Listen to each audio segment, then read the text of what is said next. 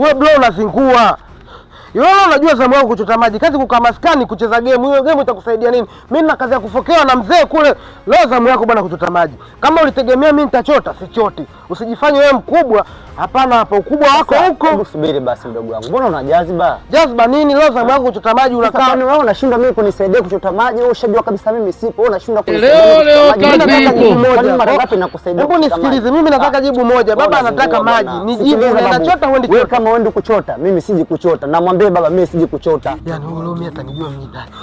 Yaani hilo futari lazima nitaisikia kwenye bomba. Baba, vipi tena? Mbona hai kuna nini? So hai baba, huyu mtoto wako unamdekeza sana. Haya kafanya nini? Haiwezekani leo yeye zamu yake kuchota maji. Mimi nimeenda maskani kule namkuta anacheza game. Kisha yupo na madem zake kule, eti ndo ananitolea ujeuri na yeye sijui ile mtoto umeleaje. Hadi haliheshimu hata mwezi mtukufu wa Ramadhani. Mimi nahisi ile kwa sababu ile mtoto umelizaa nje ndo maana. Bana ongea na mwanao mzee. Mwanao yule anajeuri sana. Walivyokuambia hivyo? Baba mimi uhakika ninaona kama unataka mimi nakupeleka. Una ushahidi? Ushahidi wote ninao. Mimi yupo maskani na wanawake. Kidevu? Mtukufu wote huo. Kidevu? Naam baba. Njoo mara moja. Leo chota madumu mangapi mwanangu? Nimeteka madumu 10 hapo ndani. Unasikia mzio?